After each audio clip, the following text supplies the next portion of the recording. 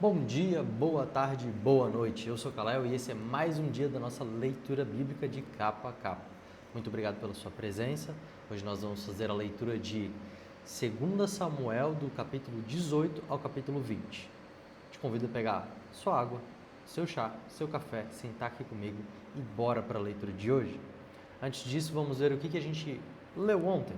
De novo, fazer uma pequena recapitulação. A gente viu que Absalão realizou um golpe político em Hebrom e buscou destituir Davi como rei de Israel. A gente viu que Davi fugiu do seu filho em meio a dor e sofrimento e deixou apenas 10 das suas concubinas cuidando do palácio real. E Absalão, quando chega lá, Aitofel aconselha tomar essas mesmas 10 concubinas de seu pai e fazer uma orgia à vista de todos em Israel, cumprindo a profecia de Natã. Uzai atrapalha os bons conselhos de Aitofel e esse se mata, enquanto Absalão vai à caça de seu pai, da mesma forma que Saul fazia. Isso foi o que a gente viu nos capítulos de ontem e hoje nós vamos começar pelo capítulo 18, falando a respeito de como Absalão acabou morrendo em meio a essa guerra. Bora comigo então? A morte de Absalão. O rei Davi juntou todos os seus soldados, dividiu-os em grupos de 1000 e em grupos de 100 e colocou oficiais para comandá-los. Então mandou que saíssem em 3 grupos, um comandado por Joabe, outro por Abisai, irmão de Joabe, a mãe deles era Zeruia, e o outro por Itai, na cidade de Gate. E o rei disse aos seus homens: Eu também irei com vocês. E eles responderam: O senhor não deve ir. Se formos obrigados a fugir, ou se os inimigos matarem a metade do nosso exército, isso não fará nenhuma diferença para eles. Mas o senhor vale por 10.000 de nós. Será melhor que o senhor fique aqui na cidade e nos mande socorro. Eu farei o que vocês acharem melhor, respondeu o rei. Então ficou ao lado do portão enquanto seus soldados saíam marchando em grupos de 1000 e de 100. Ele deu a seguinte ordem a Joabe, Abisai e Itai: Se vocês gostam de mim, tratem o jovem Absalão com delicadeza. E toda a tropa ouviu Davi dar essa ordem a todos os seus oficiais. O exército de Davi avançou contra os israelitas no campo e lutou contra eles na floresta de Efraim. E os soldados de Davi derrotaram os israelitas. Foi uma derrota terrível, 20.000 homens foram mortos naquele dia. A luta se espalhou por toda aquela região e morreram mais homens na floresta do que no campo de batalha. De repente, Absalão se encontrou com alguns dos soldados de Davi. Absalão ia montando numa mula e, ao passar por debaixo de um grande carvalho, a sua cabeça ficou presa nos galhos. A mula continuou a correr e Absalão ficou pendurado. Um dos homens de Davi viu Absalão e disse a Joabe: Eu vi Absalão pendurado num carvalho. Joabe disse: Você viu? Então por que não matou ali mesmo? Eu teria dado a você 10 barras de prata e um cinto. Mas o homem respondeu: Mesmo que o senhor me desse 1000 barras de prata, eu não levantaria um dedo contra o filho do rei. Nós todos ouvimos o rei ordenar ao senhor, a Abisai e a Itai: Se vocês gostam de mim, tratem o jovem Absalão com delicadeza. Se eu tivesse desobedecido e matado Absalão, o rei saberia disso. Ele sabe de tudo. E o senhor não me defenderia. Eu não vou perder mais tempo com você, disse Joabe. Então Joabe pegou 3 lanças e as enterrou no peito de Absalão enquanto ele ainda estava vivo, pendurado num carvalho. E 10 soldados de Joabe cercaram Absalão e acabaram de matá-lo. Aí Joabe tocou a corneta a fim de parar a luta. As suas tropas pararam de seguir. Os israelitas revoltaram. Eles pegaram o corpo de Absalão e o jogaram numa cova funda na floresta e o cobriram com uma enorme pilha de pedras. Então todos os israelitas fugiram, cada um para sua casa. Quando ainda vivia, Absalão construiu um monumento para si mesmo no Vale dos Reis, porque ele não tinha nenhum filho para manter vivo seu nome. E deu o seu próprio nome ao monumento, que até hoje é conhecido como Monumento de Absalão. Davi chora a morte de Absalão. Então Aimás, filho de Zadok, disse a Joabe: Deixe que eu vá correndo dar ao rei a notícia de que o Senhor Deus fez justiça, livrando de seus inimigos. Não, respondeu Joabe. Hoje você não vai levar nenhuma boa notícia. Outro dia você poderá fazer isso, mas hoje não, porque o filho do rei morreu. Então disse ao seu escravo etíope: Vá você e diga ao rei o que viu. O escravo curvou-se diante de Joabe e saiu correndo. Aimás insistiu: Por favor, deixe-me levar as notícias também, não importa o que aconteça. Por que é que você quer fazer isso, meu filho? Perguntou Joabe. Você não receberá nenhuma recompensa por isso. Aconteça o que acontecer, eu quero ir, repetiu Aimás. Então vá, respondeu Joabe. Aí ele saiu correndo pela estrada do vale do rio Jordão e passou na frente do escravo etíope. Davi estava sentado entre o portão que dá para fora da cidade e o que dá para dentro. O vigia subiu para o alto da muralha e ficou no terraço do portão. Ele olhou para fora e viu um homem correndo sozinho. Então avisou o rei e disse ao rei: Se ele está sozinho, vem trazendo boas notícias. E o corredor veio chegando. Então o vigia viu outro homem correndo sozinho e gritou para o guarda do portão: Veja, vem vindo outro homem correndo. Esse também está trazendo boas notícias, respondeu Davi.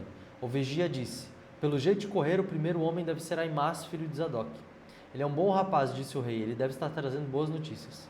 Aimás gritou para o rei: Tudo vai bem. Então ajoelhou-se diante dele e encostou o rosto no chão, dizendo: Que o Senhor seu Deus seja louvado, pois lhe deu a vitória sobre aqueles que revoltaram contra o Senhor.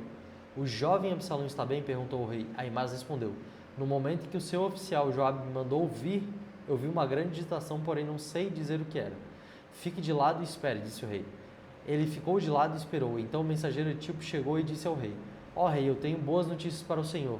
Hoje o Senhor lhe deu a vitória sobre todos os que se revoltaram contra o Senhor. E o jovem Absalão está bem? Perguntou o rei.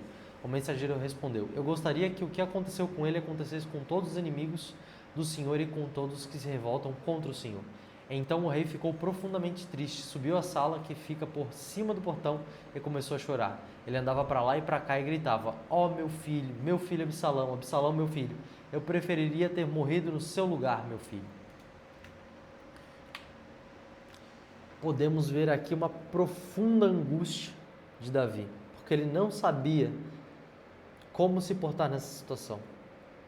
A gente vai ver que no versículo 5, Davi, ele entendia que não era culpa de Absalão todas as coisas estarem acontecendo da forma que estava acontecendo. E por conta disso não queria que ele fosse morto. Enquanto o exército estava pensando na guerra, na verdade Davi estava pensando no seu filho como um pai. E a gente pode ver aqui que o homem Davi é maior como um pai do que é maior como alguém que é rei e é maior do que alguém que é um soldado, um ser humano, afinal das contas, né? Vamos continuar aqui, capítulo 19. Joabe repreende Davi. Contaram a Joabe o que o rei Davi estava chorando e se lamentando por causa de Absalão. Assim, naquele dia, a alegria da vitória virou tristeza para toda a tropa de Davi, porque eles souberam que o rei estava chorando a morte do seu filho. Eles voltaram e entraram na cidade em silêncio, como fazem os soldados que fogem da batalha, envergonhados. O rei havia coberto o rosto e gritava alto: Ó meu filho Absalão, Absalão meu filho. Então Joabe foi à casa do rei e lhe disse: Hoje o Senhor humilhou os seus soldados, aqueles que salvaram a sua vida, a vida de seus filhos e a vida das suas filhas, e esposas e concubinas. O Senhor odeia os que o amam e ama aquele que os odeiam. E demonstrou que os seus oficiais e os seus soldados não valem nada para o Senhor. Eu estou vendo agora que o Senhor ficaria muito feliz se hoje Absalão tivesse vivido e todos nós estivéssemos mortos. Vá agora e dê uma palavra de elogio aos seus soldados. Se não fizer isso, eu juro em nome de Deus, o Senhor, que amanhã de manhã nenhum deles estará ao seu lado. E esse seria o pior desastre de toda a sua vida. Então o rei se levantou e foi sentar-se perto do portão da cidade. Seus soldados souberam que ele estava lá e se reuniram todos em volta dele. Davi começa a volta para Jerusalém. Enquanto isso, todos os israelitas tinham fugido, cada um para a sua casa. Em todo o país eles começaram a brigar. Eles diziam: O rei Davi nos livrou dos nossos inimigos, ele nos livrou dos filisteus, mas agora fugiu de Absalão e saiu do país. Nós escolhemos Absalão para ser o nosso rei, mas ele morreu na batalha. Então, por que não tentamos trazer o rei Davi de volta? O rei Davi soube do que os israelitas estavam dizendo e enviou o sacerdote Zadok e Abiatar aos líderes de Judá para perguntarem o seguinte: Por que vocês seriam os últimos a ajudar a trazer o rei de volta ao seu palácio? Vocês são meus parentes, a minha própria carne e do meu próprio sangue. Por que vocês seriam os últimos a ajudar a me trazer de volta? Davi também mandou-os dizer a Amasa: Você é meu parente, de agora em diante você será o comandante do exército em lugar de Joabe. Que Deus me mate se eu não fizer isso. Com essas palavras o rei ganhou o coração de todos os homens de Judá e eles mandaram lhe dizer que voltassem com todos os seus oficiais. Davi voltou e chegou até o rio Jordão. Os homens da tribo de Judá foram encontrá-lo em Gilgal para acompanhá-lo na travessia do rio. Ao mesmo tempo, Simei, o benjamita, filho de Gera, da cidade de Baurim, foi depressa ao Jordão para se encontrar com o rei Davi. 1000 homens da tribo de Benjamim estavam com Simei.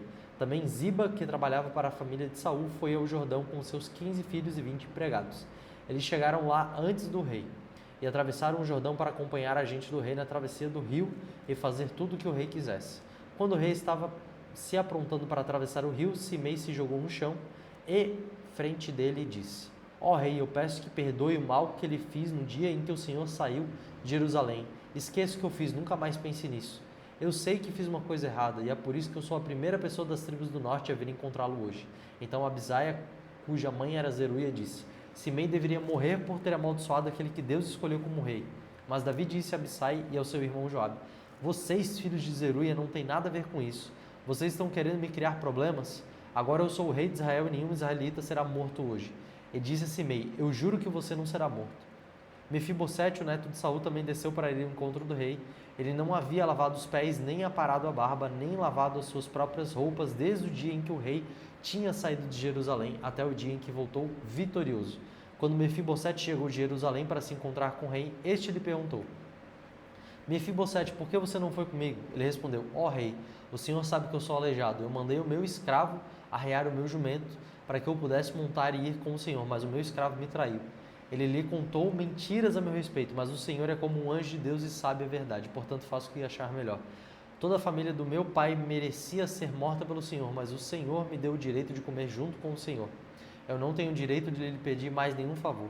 O rei respondeu: Não diga mais nada, eu resolvi que a propriedade de Saul será dividida entre você e Ziba. Que Ziba fique com tudo, respondeu Mefibosete. Para mim é suficiente que o Senhor tenha voltado em paz para casa. Barzilai, da cidade de Rogelim, que ficava na região de Gileade, também vindo da sua cidade para acompanhar o rei na travessia do rio Jordão. Barzilai era bem velho, tinha 80 anos de idade, era muito rico e quando o rei estava em Manaim, ele o havia sustentado. Barzilai disse ao rei: Venha para Jerusalém e fique comigo que eu o sustentarei. Mas ele respondeu: Eu não vou viver muito mais. Por que iria para Jerusalém com o Senhor? Já tenho 80 anos e não tenho prazer em mais nada. Não sinto gosto do que como ou bebo e já não posso ouvir a voz dos cantores. Eu seria somente um peso para o Senhor. Não mereço uma recompensa tão grande como essa.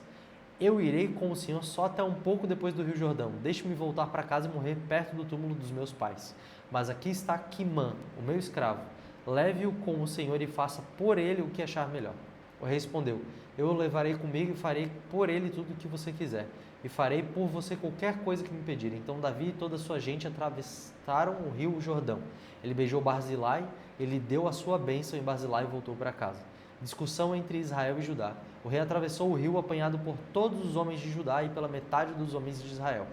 Dali foi para Gilgal e Quimã seguiu com ele.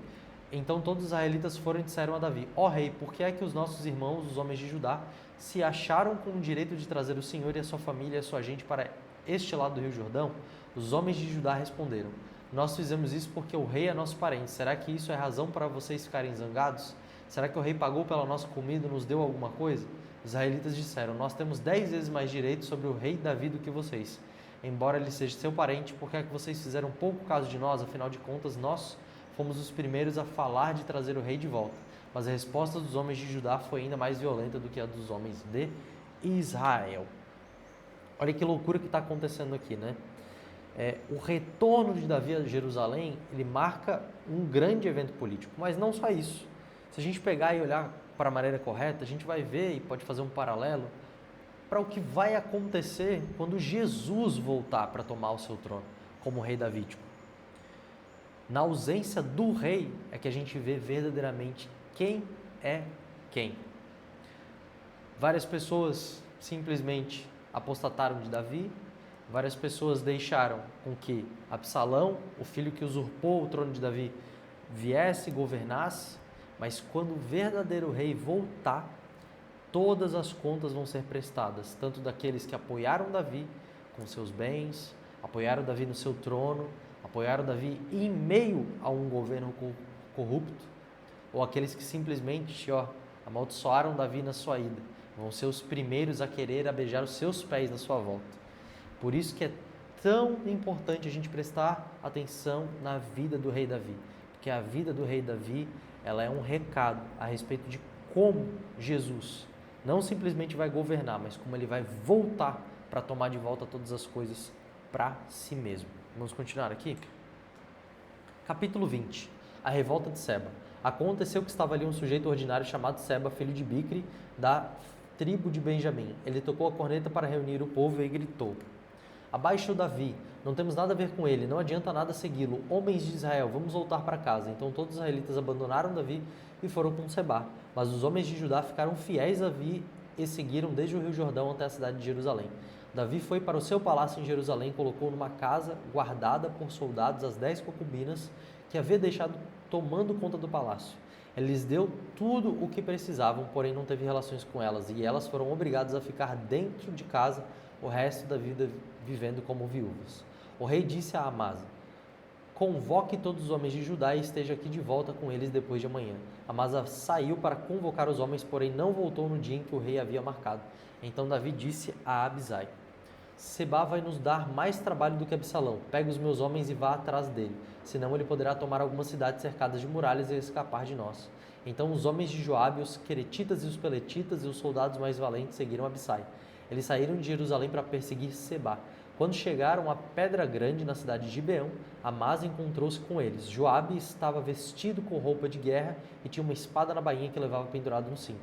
Quando ele avançou, a espada caiu. Então Joabe disse a Amasa: como vai, meu amigo? E pegou na barba de Amasa com a mão direita para beijá-lo. Amasa não reparou que Joabe tinha uma espada na outra mão. Então Joabe enfiou a espada na barriga de Amasa e os seus intestinos saíram e se esparramaram pelo chão. Ele morreu na mesma hora e Joabe não teve de feri-lo uma segunda vez. Em seguida, Joabe e o seu irmão Abisai continuaram a perseguir Seba. Um dos soldados de Joabe ficou perto do corpo de Amasa e gritou: todos que estão do lado de Joabe e são a favor de Davi sigam Joabe. O corpo de Amasa ficou estendido no meio da estrada coberto de sangue. O ajudante de Joabe viu que todos estavam parando, então arrastou o corpo para fora da estrada e estendeu um cobertor sobre ele, porque todos os que o ouviam paravam. Depois que o corpo foi tirado da estrada, todos foram com Joabe perseguir Sebá. Sebá atravessou as terras de todas as tribos de Israel e foi parar na cidade de Abel Bet-Maca. Mas todas as pessoas do grupo de famílias de Bicri se reuniram e foram com ele para dentro da cidade.